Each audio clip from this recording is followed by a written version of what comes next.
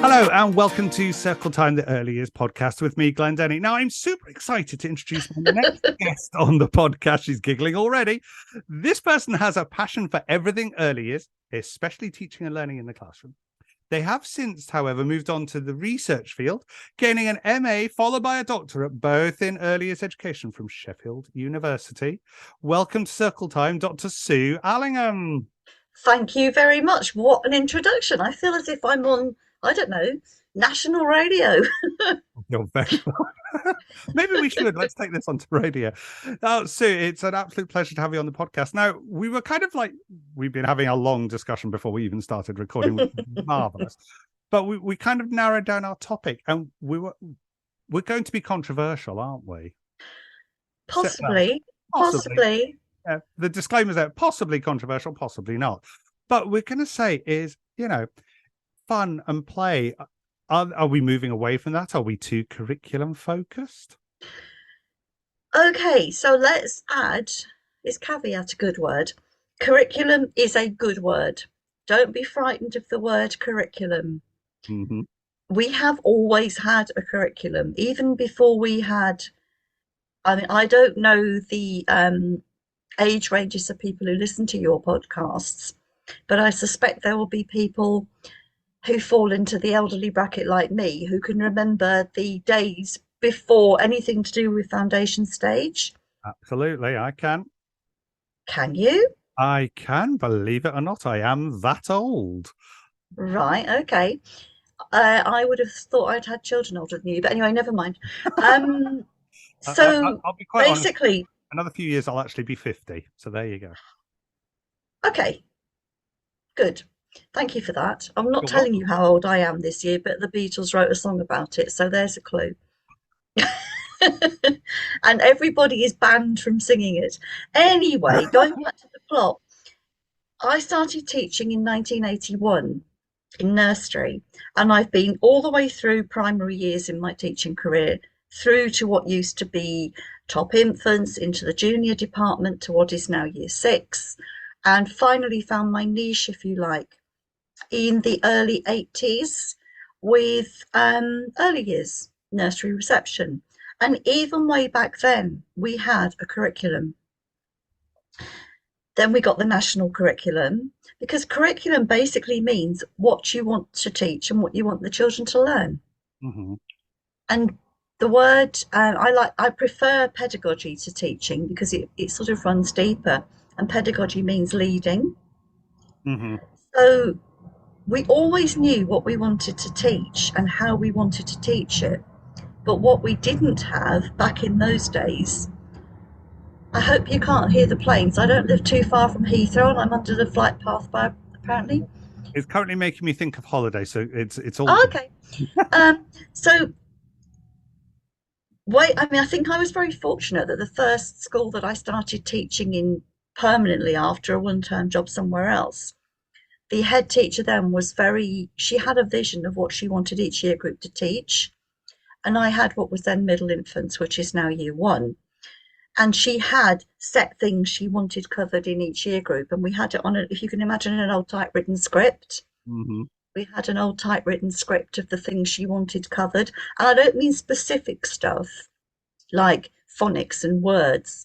She had mathematical concepts she wanted taught, but she also had geographical ideas and that kind of thing. So we had a bit of a curriculum. Mm-hmm. So maybe I've been a bit spoilt, because I think that made me realise right from when I first started teaching that you needed to have a vision. So then we got the national curriculum, which by then I was an early years lead in a big primary school down the road. I sat and unpicked to format into something that we could do in reception. Then, of course, we've got the desirable outcomes and the foundation stage, and the rest is history. But we've always had something to work towards. It simply means what you want to teach. So now we've got this very formal, structured sounding word that seemed to get a lot of traction during the first lockdown when we got the early adopters statutory framework, etc. And I think the effects of lockdown with people trying to teach children via Zoom in the classroom, having more time to think. Well, sounds ironic, more time to think, because lots of people were very rushed with everything that they had to do. But this new curriculum hit as well, and people suddenly started to panic, and they saw words they didn't necessarily feel comfortable with. Does that make sense? It does. It does. And the word curriculum was always in the early years foundation stage and originally the foundation stage, but nobody had seemed to notice it before. Hmm. And it started getting highlighted. And all of a sudden, we started to get webinars and vodcasts, Hmm. which always sounds like some sort of cocktail you drink in a bar, but um, where people were talking about curriculum this and curriculum that. And people began to panic. And as I say, it wasn't helped. It was compounded by the fact that we had pandemic and lockdown and people were working in different ways. Hmm. So immediately people started to panic. I've got to have a curriculum. What does this mean? What does this look like? Forgetting that actually we already, well, if we're looking at quality provision that's right for the children, we already have an idea of what we want to teach and why we want to teach it. It's part of what we do. But then, of course, the grabbing at straws started happening, and then we started to get all these ideas through social media, and people started to project their views, and it all became one sort of perfect storm of things clashing together. Hmm. Yeah. And the changes that have been made to the revised statutory framework regarding the educational programmes and the early learning goals haven't helped. I don't know how much you see of me on social media, but I often put in, particularly Facebook feeds, Hmm. read the statutory framework, it's your friend. Yeah. Because it might not be perfect on lots and lots of levels, but if you go to source material and read what you are statutorily obliged to do, it can be very helpful. Hmm. Two key things being the overarching principles: unique child, positive relationships, enabling environments, learning and development, and the characteristics of effective teaching and learning, which are still in there. Yeah. And they are the nub of everything. That's your curriculum. No, I think it's that bit as well. Uh, you know, kind of lost in the midst of time as well, that people began to associate the earliest foundation stage as being the curriculum, because Mm, it was kind of, it became, and this is kind of my fear almost of early years, is that, people just rely on this as, this is what we must teach, this is what they must learn, rather than actually, like you say, looking at the unique child and looking at the characteristics of effective teaching and learning, and actually looking at that as their foundation for what they do. exactly that. And if you look at the educational programs, they're only like, what, maximum 2 paragraphs each, aren't they? Mm-hmm. But how you go about teaching these things is exactly what you've just said. You know the unique child. I mean, there's a phrase I use a lot in my training sessions. I can't remember the exact wording, but it's a Malaguzzi um, piece.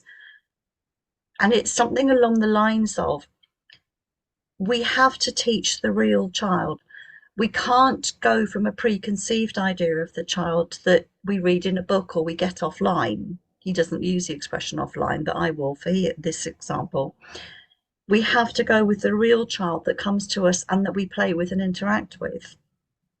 Mm-hmm. Because now what seems to have happened, and you were talking about fun, or we were talking about fun and play earlier, what seems to have happened, it was always there in the background, but we seem to have, it seems to be all consuming now, is people buying programs to Mm-hmm. do maths, programs to do literacy, programs to do writing, programs to do phonics, programs to do physical, programs to do creativity, and you're just buying in all of this stuff, which is produced generically somewhere by somebody who has no idea about the children that you actually work with.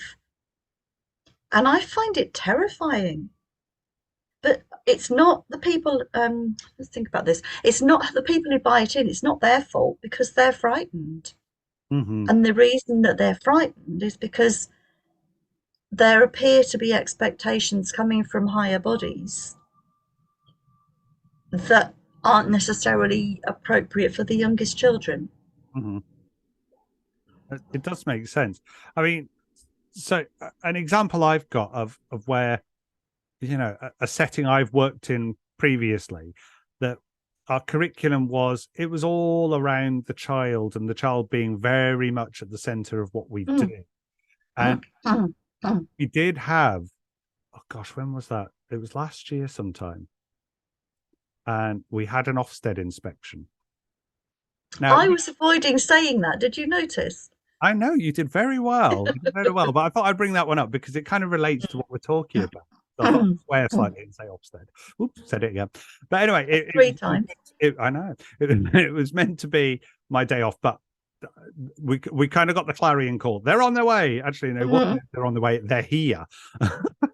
So it was like Monday morning. In I went, and eventually they were down in one of the other rooms, and my group, because I used to run the 2-year-old room, and we were due down to forest school, and I was like, oh, hang on, I'm going to go and see if the Ofsted inspectors want to come with us, because I'm a great believer that humanize these people. They are not Mm. put on a pedestal. They're still human beings, and actually Yeah. you treat them as human beings and be friendly and nice and lovely, they will be And exactly you drive the inspection. When you're brave, you the. drive the inspection and you get them to see what you want them to see. Well, that's exactly what we did. So it was that bit where I went into the other room and said, hi, we met earlier, but I'm just going to take my guys down to forest school. Would you like to come and join us?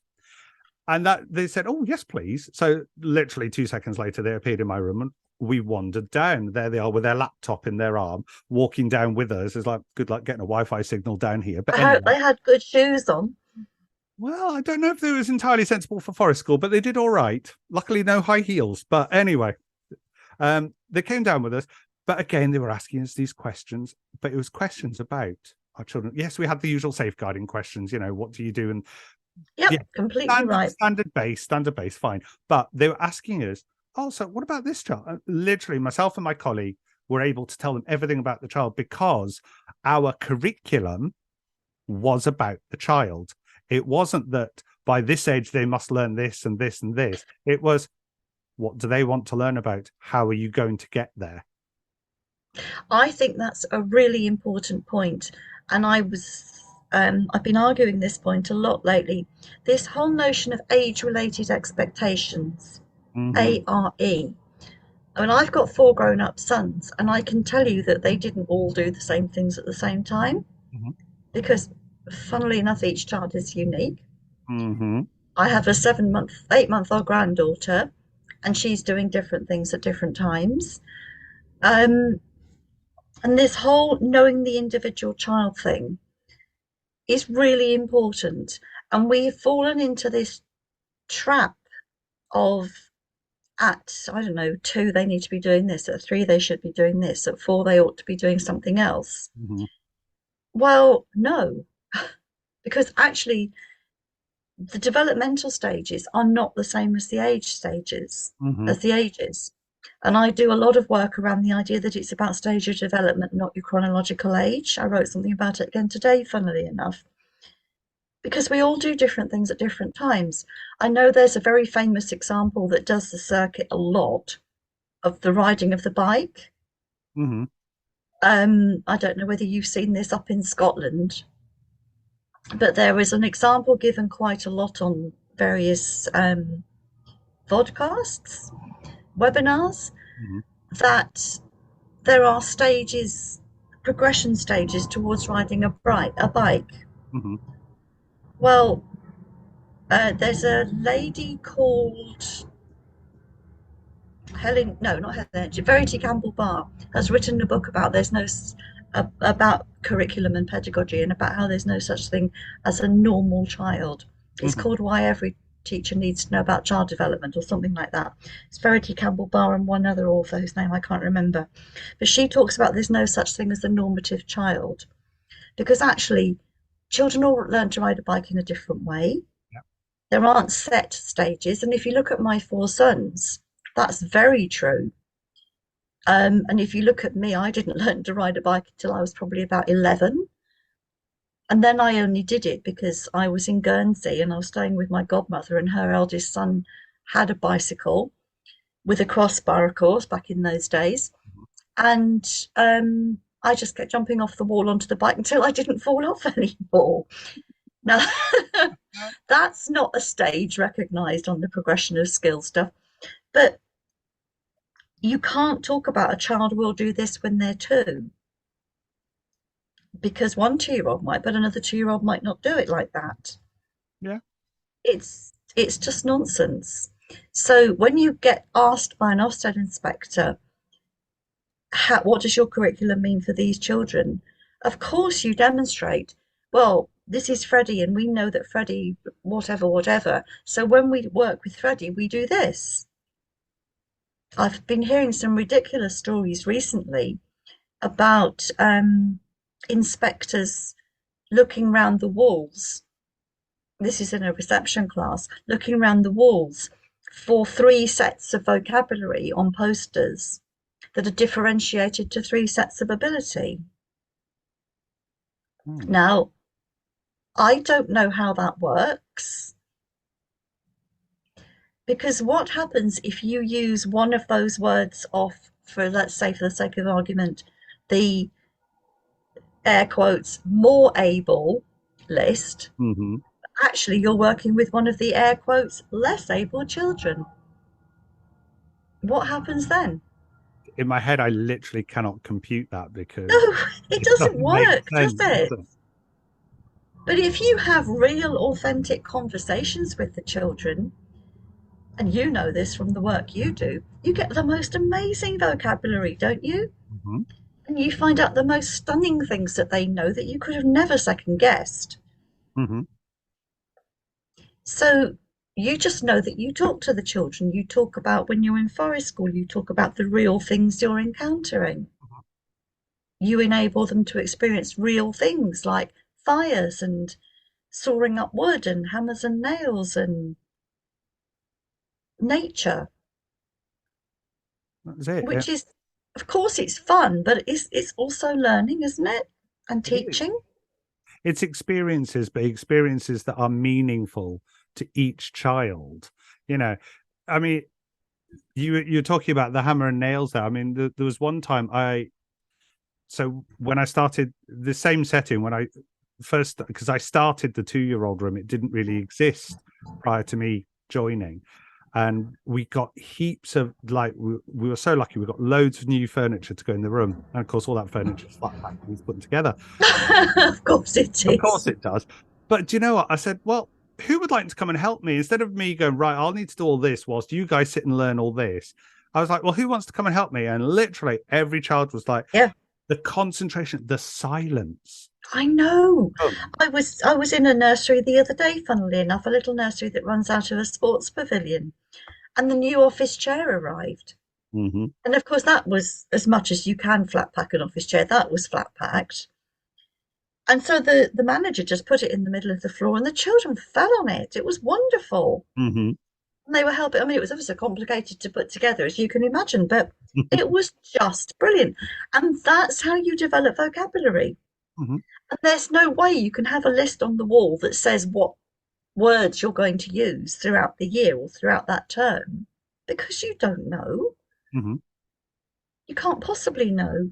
There's the extension of that vocabulary as well, because then the children were talking about what we talked about as we were putting this furniture together. Yeah.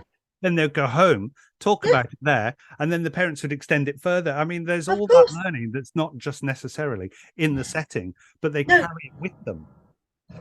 And we've got that dreadful assumption, haven't we, that there are some families, and I know that there are families that are, well, no family is the same, is it? I hate the word disadvantaged, and I hate the expression hard to reach, and I hate the word deprived. But some families do have language in a different way from others. Mm-hmm.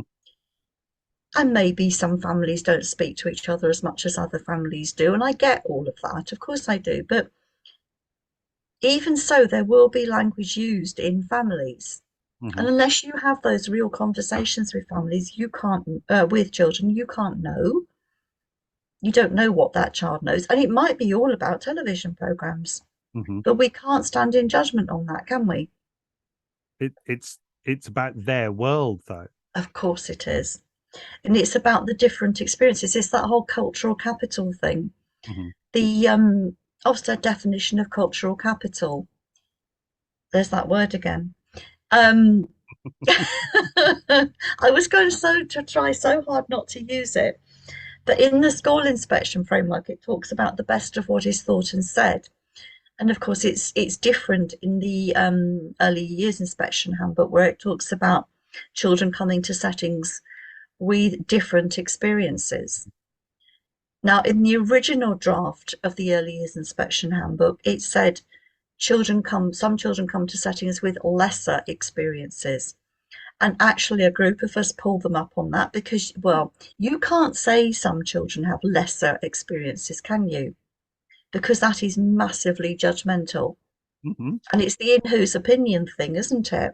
Absolutely, yeah. And even however those children have spent their time, whether they've been running around a forest, running around in the garden, cooking, gardening, going out in the park and this sort of, or if they've been sat at home watching TV, playing video games, that's still an experience. Hmm. And all of their knowledge and vocabulary might have been supported by daytime television.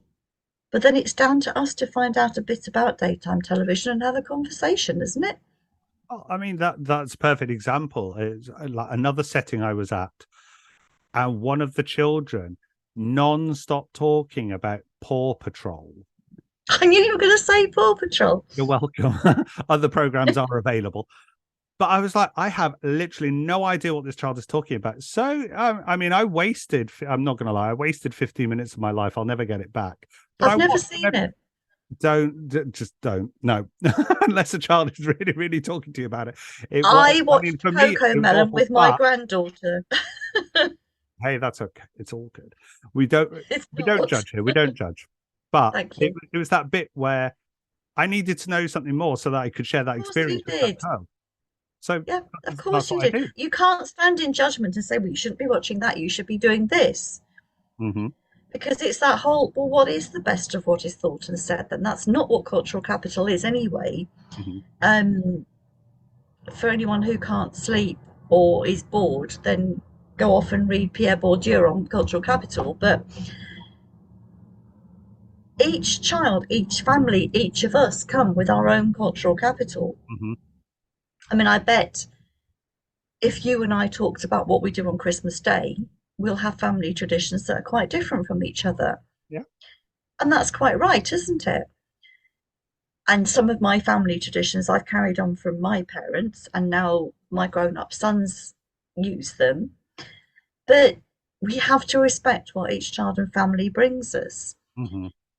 And if we don't use that and respect that, then to inform our curriculum, if you like, then we're going to lose something. Hmm.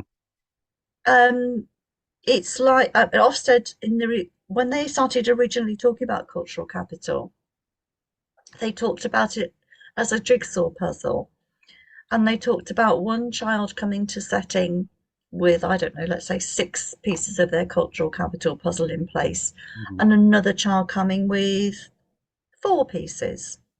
And they talked about how it's our duty as the teachers to make sure that both children have a complete set of cultural capital. Well, surely there's no complete anythings, is Well, there? you were talking about that, and to me, yes, I've heard of that jigsaw thing, and I think, but once you've put all the pieces together, it's complete. And what else can you do with it? But cultural capital is ongoing. I Of course likened it it is. to having a suitcase. So you come with some items in your suitcase, and you might share one item with your friend, and they might share an item back, and that goes in. Yes, yeah, that's really good. So that's the way I kind of visualize it, because for me, for learning, I'm very visual. I'm not brilliant with this is why I'm doing podcasts and not writing, because I can talk about it or I can visualize it.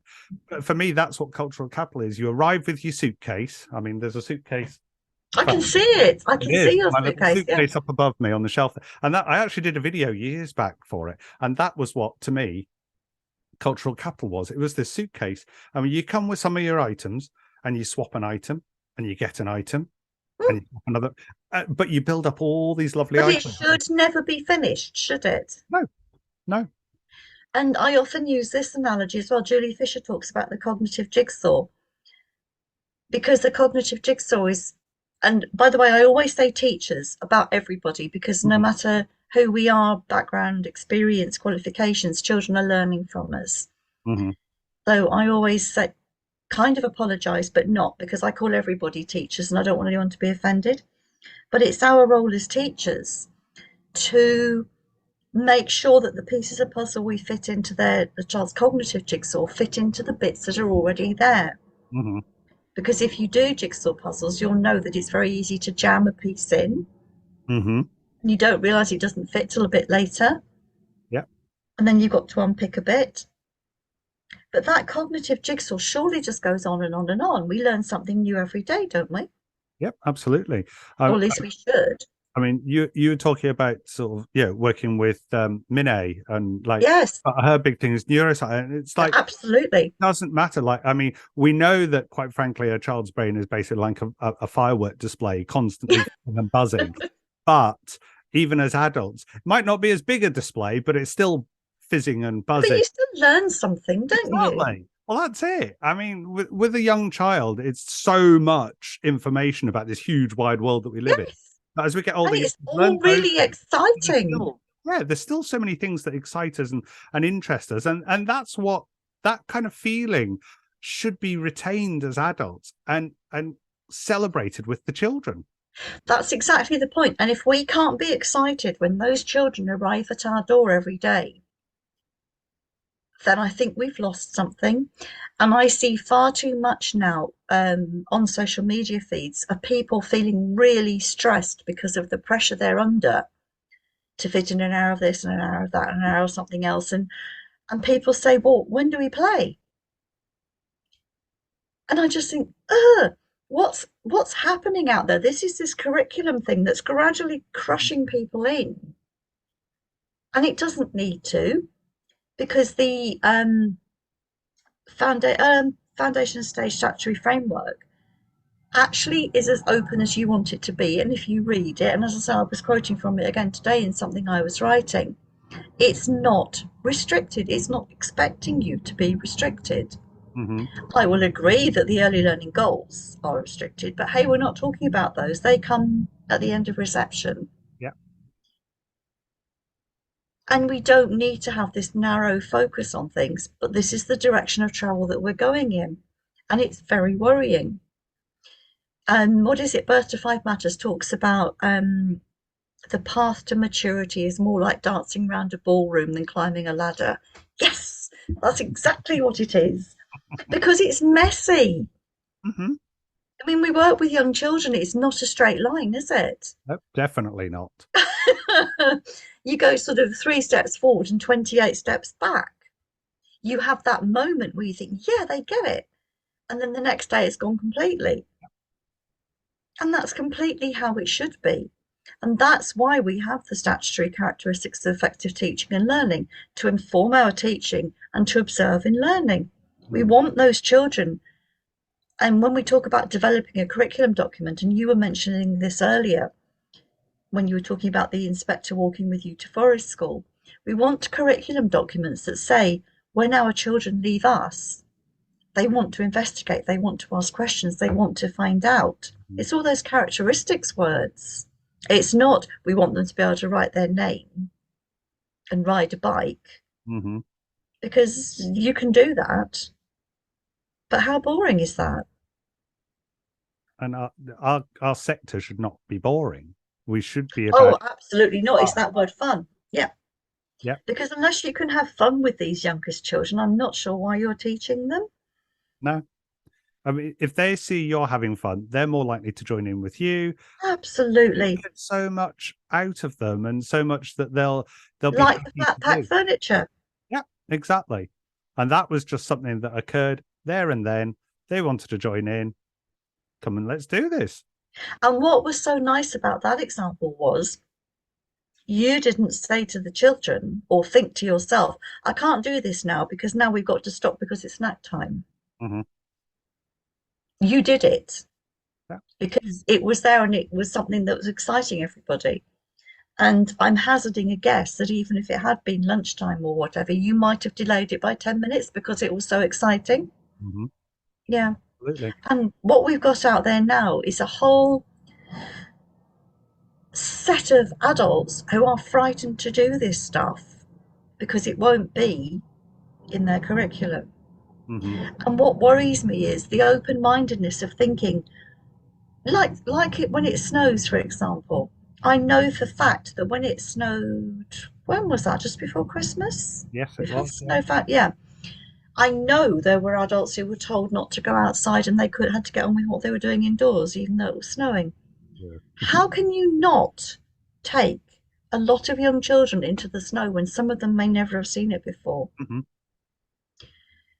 How can you ignore that? How can you ignore in the summer when the grass is being cut or the gardener's in or there's a fly on the window or the window cleaner's here? Hmm.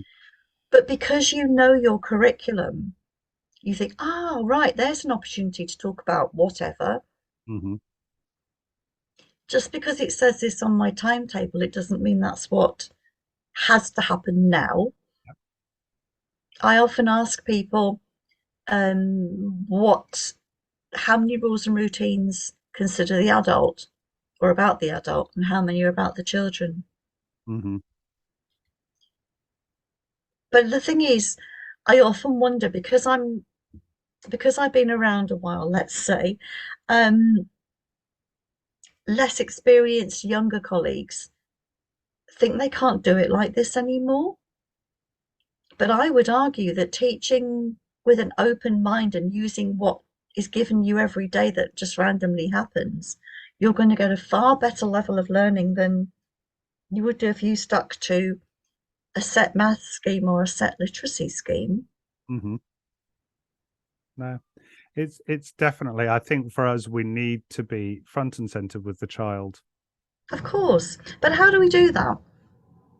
How do we get past all these perceived restrictions?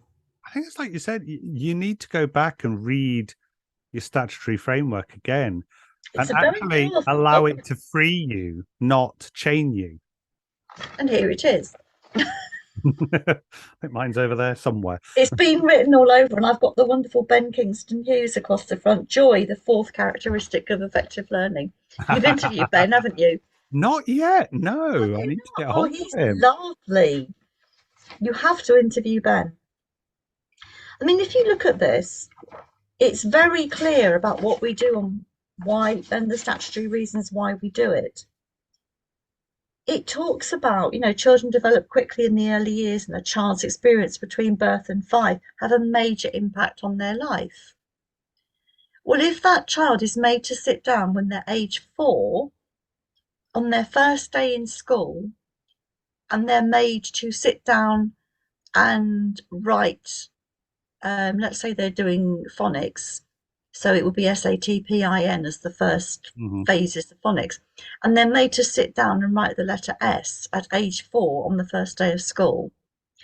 But before that, that child had been used to running through forests or playing in the park or playing in the garden or going to a childminder's or preschool or watching Paw Patrol. What on earth does sitting down at a table with a pencil, feet on the floor, etc., mean? Absolutely. Doesn't mean anything, does it? It doesn't make any sense. And it's all that thing about making sense to the child. I mean, there's loads in, oh, I'm not going to read it all to you, but there's loads in this statutory framework that's very supportive of deep pedagogy. Hmm. Yes, it goes off a bit, especially when you get to the early learning goals, which are not helpful at all. But we need to reflect on what we know about child development, and it's really important. Hmm. And it's not about the age, it's the stage. Definitely. And I would argue very much in favour of using something like Birth to 5 Matters to help you with that. I mean, I don't know It's different in Scotland, isn't it? It is. So we have a document called Realising the Ambition. Yes, I've seen it. It's actually really, really good. But again, we've kind of got that in tandem with curriculum for excellence. Aha. Again, it's how you interpret and how you use that curriculum. And if you free your mind away from, well, we have to have achieved this and we have to have achieved that. Well, you can achieve it, but how you do it is entirely up to you. And Well, it's that whole, isn't it? Dancing around a ballroom, not climbing a ladder. Yep.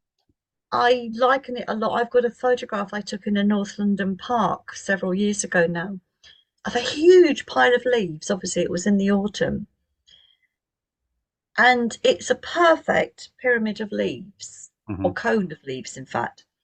And it always makes me think of Maslow's hierarchy, because you've got that solid base of having all your needs met, and then you've got the self-actualization at the top. But of course, what you can do with that pile of leaves, and if you went there with a group of children, what would happen? It would just go everywhere. Absolutely. But then it could easily be put back into that pile again, because that's about making a child, isn't it? Yeah. It's that dancing around the ballroom. It's that kicking the leaves. I've got a slide I often use. I took a photograph in a casino in Vegas a few years ago where they were having some modernization done. Don't judge me that I was in a casino. And the notice they had up where all the decorated curtains were and everything was, "Pardon our dust while new dreams are made." Well, that's early years, isn't it? Absolutely. We make a hell of a mess, but hey, look what we're actually achieving. No, that's a really good way of putting it, actually. We do. We make a mess, but we achieve great things with it. Yeah. And if we're not making a mess, then we're not doing something right. Well, that's what I say to parents as well. If they're not going home mucky, they've not been working. Yeah. And they're not learning something. At the very least, they need to have dirty hands, don't they? Absolutely. Well, unfortunately, time is against us. So I'm just going to say a massive thank you to Dr. Sue Allingham for being on. Well, thank you for listening to me rant. No rant, it was definitely singing to my soul. Dr. Sue Allingham, thank you so much. Thank you, Glenn, for inviting me.